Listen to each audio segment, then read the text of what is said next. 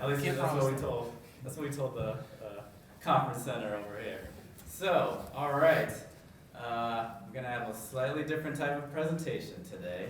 Promise it won't just be a rock concert. We will actually talk some cyber over here. We might get some autographs though. We can get some autographs.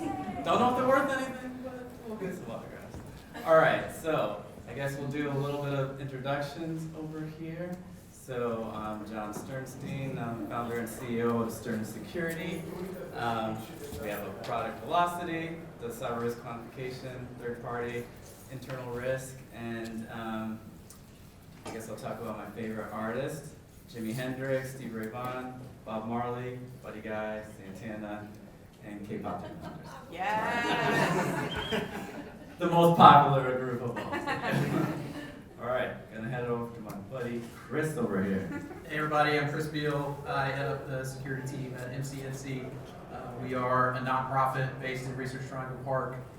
We do lots of things, but most notably we are the internet service provider for every K-12 school, every community college, every university in the UNC system, about 2/3 of the private colleges and universities here in the state, state government, other nonprofits, those kind of folks. That's who we provide service to. Also, in addition to being the internet service provider, we have a line of business called Vital Cyber, where we're providing cybersecurity services to all those folks that I just mentioned. So lots of threats and things to look out for. So definitely stay busy over there. We have some team members here, so thank you all for being here. My favorite artists: Rush, Queen, Elton John, Eric Clapton, the Connells, and K-pop Demon Hunter. Talking about things to look out for, we got our senior pen testers up there in the front, so watch out for them too. Wi-Fi is safe though. All right. Just not the Wi-Fi with the number 1 after it, right? Yeah. Not that one. Yeah. Well, I'm Dave Ruiz. I work at Fayetteville Public Works Commission, so we do utilities, critical infrastructure, cybersecurity, IT, OT, all that fun stuff. So one of the ways that we look at it, so you can understand it from our perspective, is, right, we're not just taking care of systems, we're taking care of people, right? Because everybody drinks water, right? Everybody has electricity. So it's critically important for us to look at it from that perspective. So when your water cuts off or something happens, it wasn't my fault, I promise. It was somebody else, all right?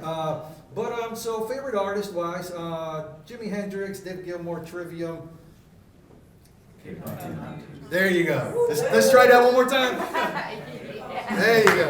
K-pop Demon Hunter. Yeah, but a big influence from Jimmy and from David Gilmour.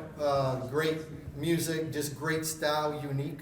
And that kind of veers off with the uniqueness about cyber, right? Because cyber is a unique field. We're different. We're not the same as our IT counterparts. We're not the same as our other techie brothers and sisters, right? We are different. We are different. In a good way. Sometimes. Sometimes. All right, so I want to kick this off about a topic near and dear to my heart. Maybe not as much as music, but cyber risk quantification. So I think when we talk about cyber risk quantification, we always end up steering the conversation towards financials and tying cyber to financials, but I think that's often a mistake.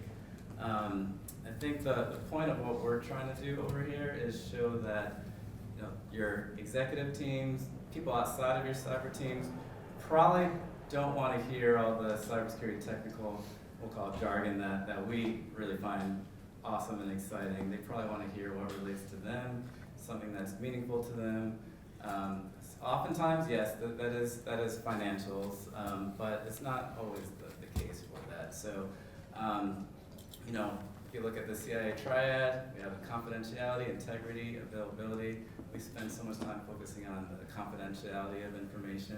But a good example, we were doing some cyber work with a manufacturing plant, and they did not care as much about the confidentiality of the information. They just want to make sure availability, that was their top thing. And so sometimes you have to translate the metrics to how that's going to affect availability or whatever industry or company or person that you're trying to present to. So with the music, the way we're tying this in is you have to kind of know your audience. You have to have something that kind of stands out to your audience. We're not telling you to go and sing your pen test results to your executive team. That's probably not going to work. Oh, Not at but all. maybe, I don't know. I don't know your executive team over here, but we're really talking about you have to speak in a way that your team or whoever your audience is really going to listen and remember. So that's really, sometimes that's music, sometimes that's some other things. So I'm going to pass this along to the great Chris Beal. Well, not great. I am Chris Beal. All right, so talking about cybersecurity and risk. So we probably should lay a foundation here, level set. What is cybersecurity?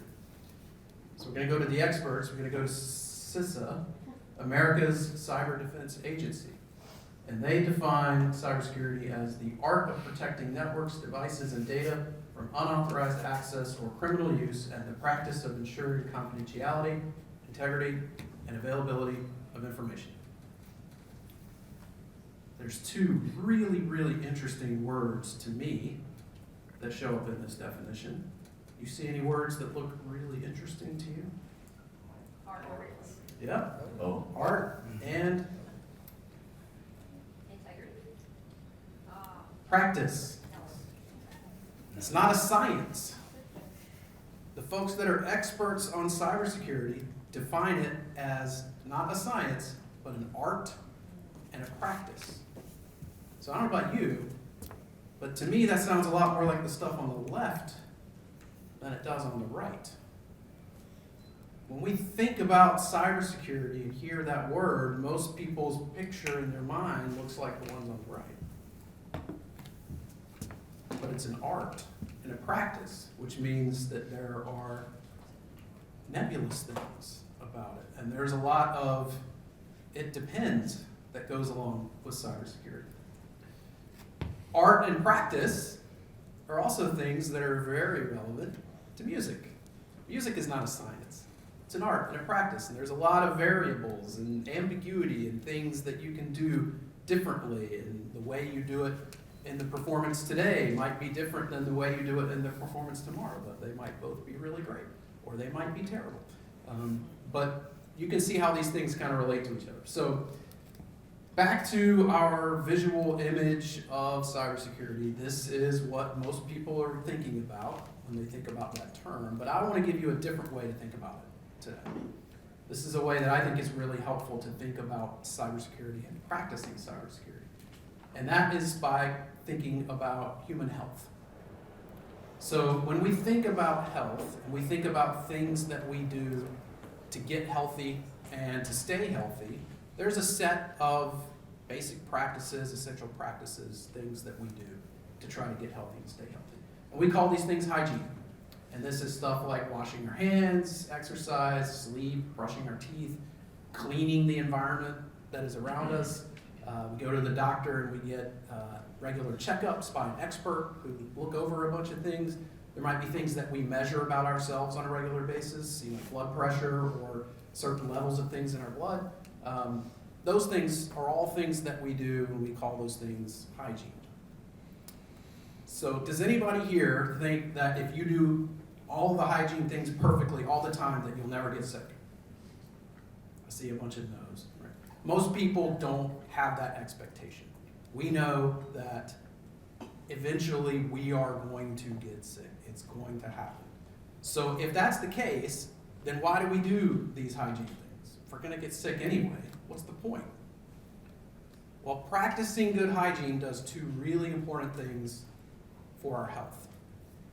It decreases our likelihood of getting sick, and then it reduces the impact when we actually do get sick. If we are in good health generally, we catch some virus or bug, hopefully it is an annoyance and not a disaster where we're ending up in the hospital. So decreasing the likelihood and reducing the impact. Likelihood and impact. What does that make you think of? Risk, yes, exactly. Risk is all about the likelihood and impact. So by practicing good hygiene, we are able to hopefully reduce our risk, make it more manageable. So there are a set of things in the cyber world that we call cyber hygiene. And these are things that we do to get healthy and stay healthy from a cyber perspective. This is stuff like installing security updates, finding vulnerabilities in our environment and fixing them, limiting the use of administrator rights, continually backing up important data, continuously monitoring our environment for things that are important about the environment, having modern endpoint protection in place, segmenting networks, training and educating our users. Remember that one, we're going to talk more about that here. Filtering malicious traffic and content, managing credentials well, and that includes MFA, incident response planning, right? We're not going to completely avoid getting sick. We're not going to completely avoid having a cyber incident. It's going to happen. So we need to prepare for it so that when it does happen, we can recover quickly and it's more of an annoyance than a disaster. And limiting port exposure. So these are cyber hygiene things. There are others, but this is basic, essential stuff that we need to do to get healthy and stay healthy from a cyber perspective. And just like with human health, doing all those things perfectly does not mean that we're never going to have an incident. But if we do those things well and have good cyber hygiene, we're going to decrease the likelihood of having an incident in the first place, and we're going to reduce the impact when it inevitably is going to happen to us. So good cyber hygiene will make us cyber healthy, just like when we talk about our own health. Does that make sense? You got to coin that word, cyber healthy. Hashtag. All right. So, thanks, Chris. I get that. That makes sense. I like that analogy. That's cool. What the heck does that have to do with music? You told me this conversation today had something to do with music. I'm glad you asked that question. In the music world, when we're making music, especially with other folks, there's lots of participants, lots of things going on. And we have to balance those things. Sometimes we need to turn up the volume on the lead guitar when there's a solo going. But when the solo's done and the singer's starting to sing, if the lead guitar's volume is still cranked up to 11, that might not sound great, right? So we have to balance these things and manage them. Sorry about that. not you, right? So these things have to work together in harmony. So same thing here, right? Sometimes in our environment, one of these things might be much more important than the others. Sometimes in our environment, we might recognize that there's something up here that we need to be leaning into, or we need to be pulling back from, because it's not, to John's point, that thing is not really as relevant to the environment that we're trying to protect. So we have to understand those things, and that's part of the art. I will say also, sometimes you have to pick some battles, right, around things that are really, really important for you. You might have to lean in and fight on something that you understand is really, really important to managing risk well. Maybe there are others that haven't caught up to that yet, so you got to bring them along. So you got to know when to hold them, and know when to fold them, know when to walk away, and know when to run. I think there's a song for that. I think there is something about that. I'm just going to stand here and clap. Let's break it down. Y'all know a song about that? I think there is something about that. You got Know when to hold up. Know when to fold up. Know when to walk away. Know when to Hands up, come on, never come on. count to a pinpoint. Sitting at the table, time enough for counting. Deal is done. All right, y'all gotta sing now. One more again. Come on. You gotta know when to hold up. Know when to fold up. Know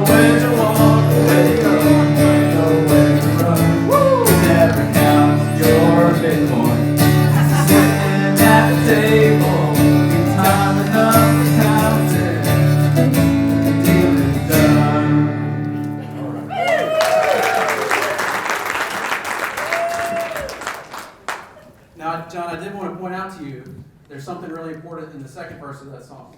Oh, yeah? Yeah. Oh, yeah?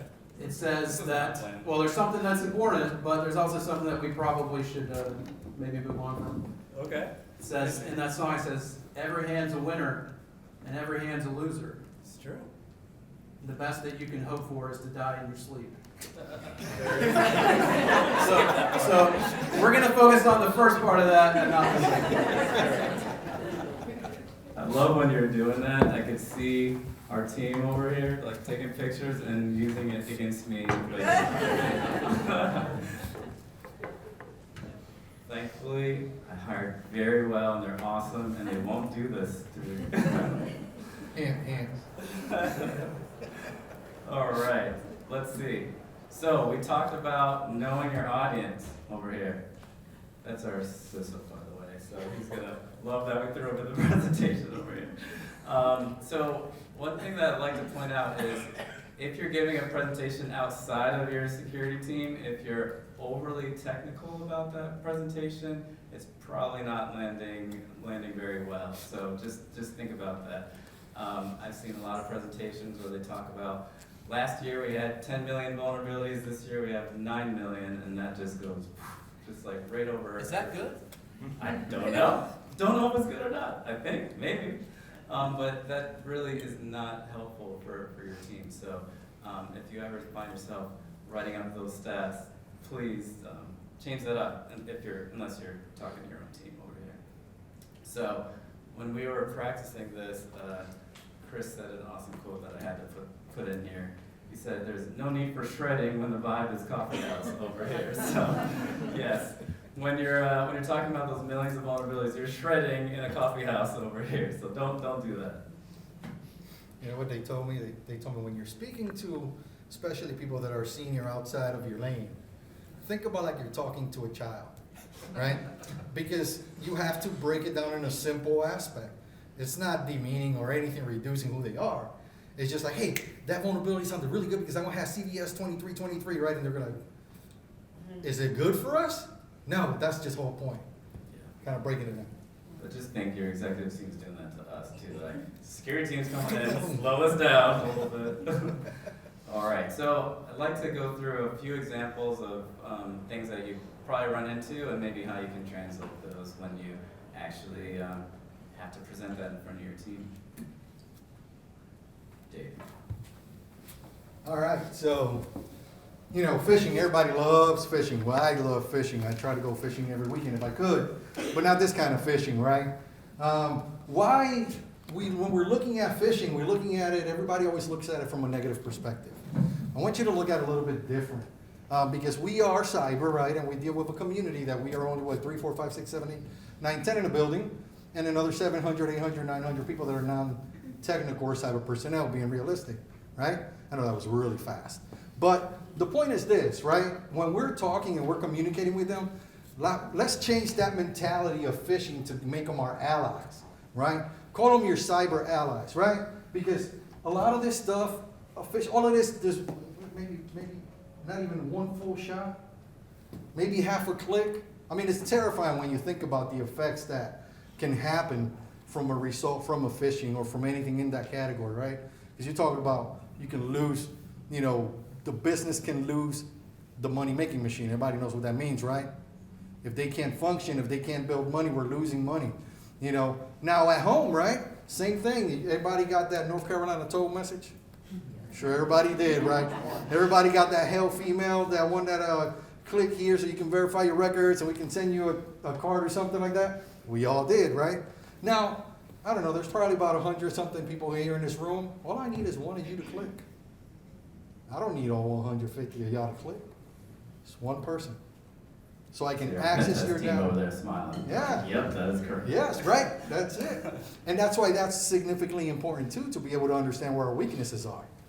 You know, so, but treat it as an ally. When we're educating the force, right? When we're educating people, when we're helping people learn how to protect their identity, you know, talk to them about being together like a band, right?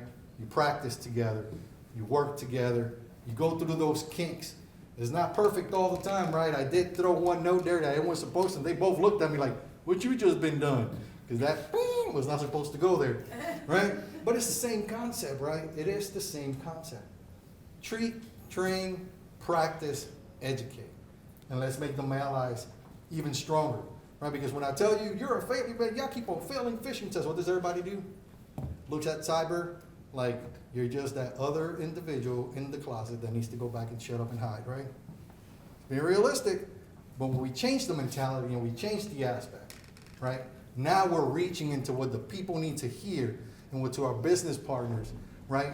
And those that work around with us, they can understand and they take a different front. Now they're not feeling like they just got beat up for failing a phishing test because just, hey, ally, it's all right, man. We're working on it better. That's why we do this so we can learn, all right?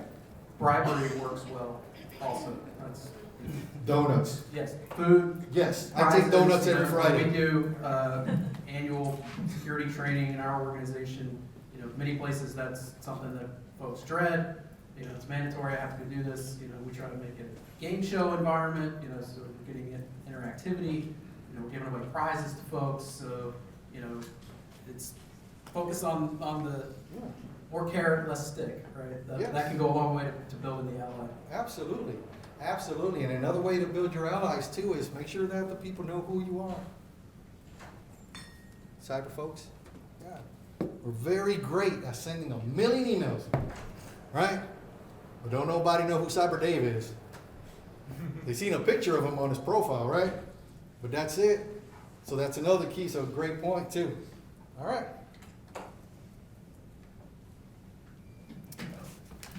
I guess it's me. That's, All right, we're going to talk about this in two parts over here. So with third-party risk management, it's another example that comes up in just about every organization. I mean, so much we developed half our company around this functionality here. But I think there's a tendency to take a lot of shortcuts here, and something that always helped for me is to actually move the needle to actually having solid security on third parties. First of all, I didn't want to show up in the papers anytime, so that's one thing that executives don't like hearing either. I also never wanted to put my name on something if I knew we were only, doing check in the box compliance over here too. So oftentimes you hear the security team or the CISO or security managers, the fall person here. So I said, hey, if I'm going to be taking on this risk, we're going to have to do it the right way. So, and that's something that you could stand on.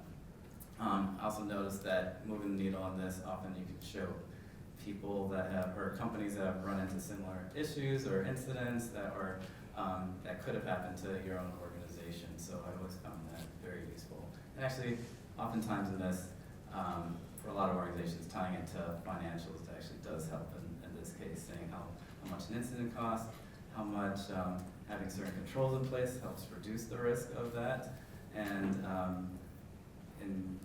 yeah, I think that usually helps move the needle a little bit more in this area. So talking about losing credentials or having non-compliance, that usually opens up the eyes to some of these executives. I'll let you take this. yeah, and just a couple of kind of like discussion points, right? Like why TPRM? Why third-party risk management? Why does it matter? Why should we be passionate about this, right? Why should we be kind of hardcore when we're dealing with a vendor and they don't want to kind of like, they go, hey, we need to be able to assess, and you send me your assessment if you have one, if you don't, or whatever you got to do, right? You go, oh yeah, just here's the link. Just click on our trust center. You can take a look in there. Like, dude, I'm not going to read over 7,000 pages of stuff when I'm looking for specific information of what you are going to do with my data, what you're going to do with our connections, how we're going to stay secure. Let's have that language in that conversation. And they'll go back and they'll tell you again, hey, well, you could go check my trust center, right? And then I'll go back, I'll like, you sure you want to do some business? Let's talk about this real quick, right? Because why third party is important, because if I'm connected to you, right, and I get the flu, let's go back to stay cyber clean or cyber healthy, right? I get the flu, right? Me and him are sitting down right here, right? What's gonna happen? You go catch it, right? Booted out of the van. You go catch it, yeah. I need to learn when to hold them and fold them too, right? Yeah. Yeah, but that's exactly what happens. So when you're looking at third-party risk management, what are all these controls? What are all these conversations that we need to have, right? What are all these measures that are in place to be able to maintain that security firm? Not that nothing is perfect, right? Not that nothing is perfect, but also like their notification aspect, their processes. Hey man, I got some issues. I'm just letting you know. I don't know what's happening yet, right? What does that do? It allows us time to prepare, to execute it. We need to let an IRP out. We need to let the dog out the house. We need to grab the guitar, start singing Kumbaya, whatever the case might be, right? But something will need to happen. So when we're looking at it, right, one of the things that I always say is be passionate about your TPRM program.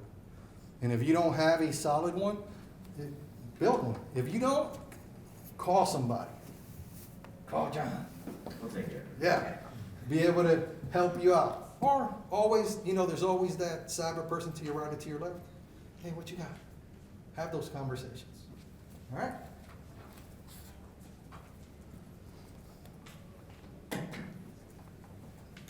Now this one I kind of always find kind of interesting. Anybody does not know what tool sprawl is?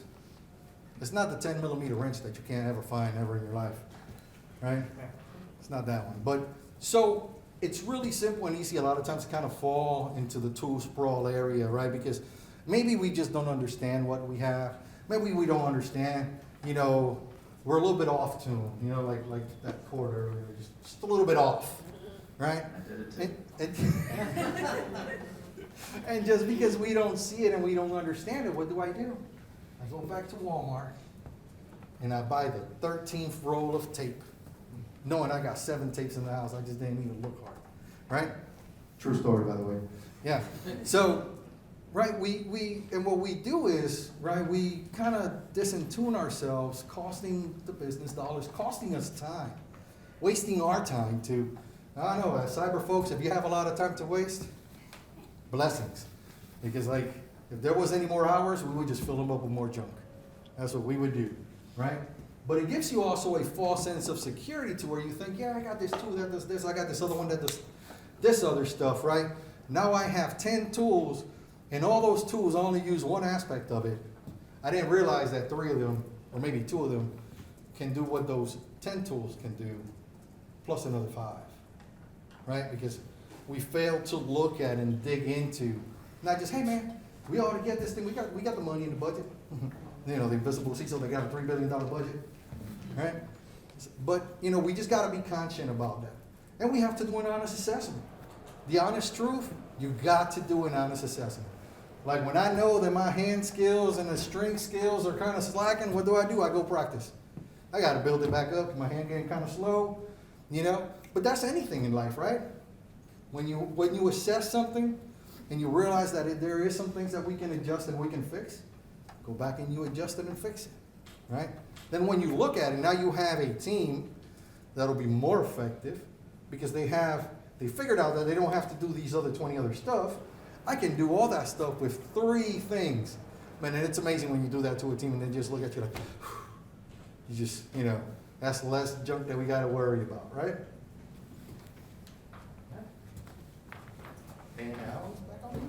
Kind of going along the lines of this, sometimes I think it helps to visualize that for your audience if we're talking about tool sprawl. I mean, we've done things to automate this on our team, but you can do this yourself too, so you don't need automation to map out what you have in your environment or anything. And if you're wondering where those functions at the top and assets are, I mean, if you just look at like the NIST, CSF, 2 down, you'll see all that stuff there. But I find it helpful to map out. So if you're not just asking for money to buy something new on the team, you can point to, hey, we're gonna make this red green after we do this over here. So sometimes it helps to simplify a little bit. And I guess talking about tool usage and everything, I encourage you, if you ever do buy things, to make sure you include training, proper onboarding on these things. I see a lot of times people buy things very quickly, have immediate need, and then people don't actually end up using them. So ensure that you build that in as well. We always make sure that that's included with everything that we do, because it really is so important. So you don't run into these things where you have these things. I don't want to say that word, but I'm going to let you say it, Dave. I'm not saying it. I'm not saying that AI word. Oh, man. Sorry. It's just kind of funny. It's a little bit epic because, you know, I try not to get drawn into the, you know, the obscurity of the AI word to where it just becomes like this word that nobody wants to hear, right? Just like, oh my God, they're going to talk about that junk again, right? No. A little bit of a different thing here. It's now we're looking at, let's look at our path, right? We're in 2025, already in October 3rd. This year has disappeared. We're about to have, you know, the holidays again and start 2026 here in about 3 hours, literally. That's how fast it's going, right? So what's going to the path look like between 2025, 2026, and 2030? You know, there's a lot of challenges. There's a lot of different things that we need to look at, but you know, we need to change a little bit of our mindset. If we're looking at, right, we need to be creative. When we're looking at what is coming down the pipe, when we're looking at how technology is emerging, when we're looking at how all these things are just today and tomorrow and the day after tomorrow, and what you knew yesterday is almost irrelevant today, and you're still trying to figure out what the end of today is so you can figure out tomorrow. That's how fast technology is moving, right? So in order to understand that and stay ahead, or at least do the attempt to stay cyber healthy, stay cyber strong, right? Stay cyber stern, right? Whatever the case is. That did sound kind of cool, don't it? Let's get a hack for that one. That's the name of our next song. Yeah, but in order to be able to do that, right, we need to become a little bit artistic in the way that we think. We need to become creative, you know, because I can't figure out what quantum looks like. Nobody can, right? Whole bunch of talk about it. You can't figure out what next gen AI looks like. Just a whole bunch of talk about it. You can't understand how ML works or all these different things, but everybody talks about it, right? I mean, unless we got like a super data genius person in here, or if you are here, to you, right? Because you guys are amazing, have like 3 brains. I wish I had only one of yours, right? But when we're looking at things from that perspective, right, being resilient, the advancement and the emergence, right? In order to be able to stay resilient, we got to collaborate. We got to talk, right? We got to become artistic and creative to be able to foresee how I can plan the next gen firewall set, how we can plan what are going to be the next tools that actually impact, or what I do need to upgrade, and not just waste money back like, you know, tool sprawl or any other that other stuff. Right? And going into being resilient, being healthy, because having a healthy network does matters, right? But that's where we're going. Now, I'll say the word, no, I'm not. But if we don't go on board with it, you know what's going to happen? We're going to stay behind. If you cannot evolve your systems into that word and the other ML word, right? If we can't do those things, if we can't grow these aspects, if we can't integrate them because we're so scared of ChatGPT, or just because we don't understand, get a book, honestly, get something, just get on it. And that'll help us be able to step on forward towards tomorrow. ChatGPT will be happy to explain itself to you. Yes, in third person too. Oh, you can name them too. Yeah, I mean, it's easy to look at this and doom and gloom. I actually given a bunch of presentations on that word before, but it's funny. This summer we had a bunch of middle schoolers and high schoolers come to our office to learn about cybersecurity as a career path, and it was so interesting. We had this 6th grader, and she asked me, she said, is cybersecurity still a career that's worth going into, or is it going to be automated by AI by the time I graduate high school? And I was just like, wow, this 6th grader, I mean, first of all, I want to hire her on the spot, but just they're already thinking ahead about that, and I mean, of course, I convinced her and the rest of the crew that, you know, cybersecurity is even more relevant now with AI. Sorry, but he said it. I said it. I did not mean to say But yeah, I could see how people get nervous about that. It makes me think of this comic here, where it's saying, just be nice to AI here. It's hard to read. It says, hey Google, please, can you play some music, please? And the other guy says, why are you being so polite? He said, just in case. And then the robots say, keep that one alive. He always said, please. Yes, it's easy to look at this with doom and gloom and think that this is like the entire end of the world with AI. Don't you think, Chris? I think it's the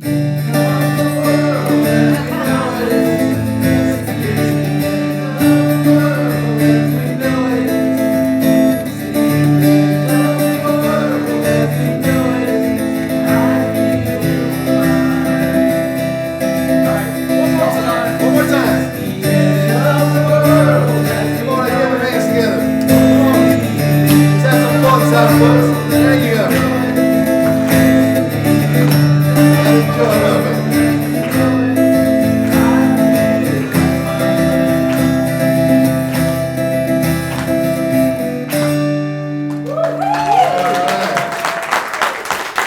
There's nothing wrong with having a little bit of happiness and smile. It's true.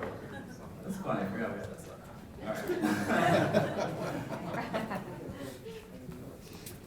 Oh, it's me again. All right, so, staying resilient, right? We're very, very, very excellent at taking care of work. We're very, very great at taking care of other people. We're excellent professionals. I'm talking about we know the books from A through Z, and then the appendix and a couple of more numbers after that, right? But you know what we're really, really, really not good at? Taking care of self. Taking care of self, right? We don't disconnect. I go home on Friday night, no, I disconnect. I forcefully disconnect, But we tend to not disconnect, right? We tend to stay the brain working through 9 o'clock, 10 o'clock at night, 11 o'clock at night, right? 12 o'clock at night. We go to sleep. We start dreaming about little robots and zeros and ones. Right, we wake up and the first thing that comes out of it is risk management and what am I going to do to this server, right? Vulnerability, not millions, what's the number, right? All these things running through our brain all day, 24 hours a day, right? So, right? No. I would ask you and tell you, whoa, this thing moves. I would ask you and tell you to learn how to disconnect.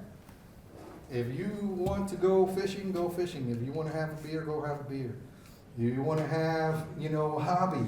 If you need a hobby, we can, yeah, we're looking for a bass player, by the way. So if you need a hobby, we can probably teach you how to play bass in the process too, right? I can.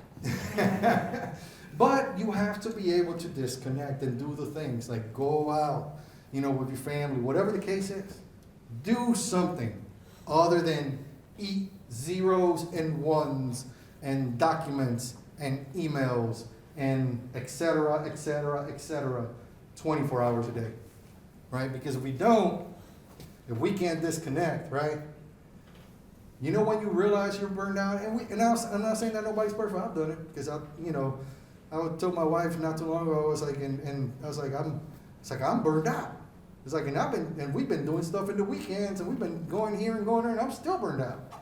And it's like, when you realize you had hit burnout, you've already been burned out for a while. You know that, right? So do the things to take care of yourself. Know when you're getting there, and know these things so you can able to take time. How many folks here are cyber professionals? I figure most are. Okay. You all know this. You don't need me to tell you this.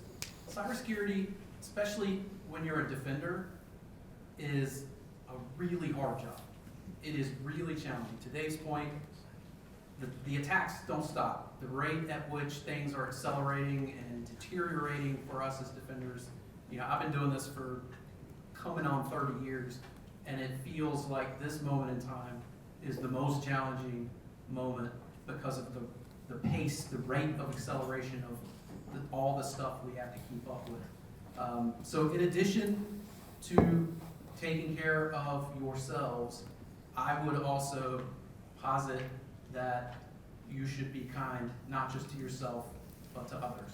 Right? Absolutely. It's easy for us as defenders, cyber professionals, to get caught up in all of the bad things, all the stuff we have to deal with. The world is challenging, right? Everybody has stuff that they're dealing with. So where you can, take care of yourself and be kind to others as well. You know, that's a pretty good point too, because it's like, when we get to that point where we're getting exhausted, right?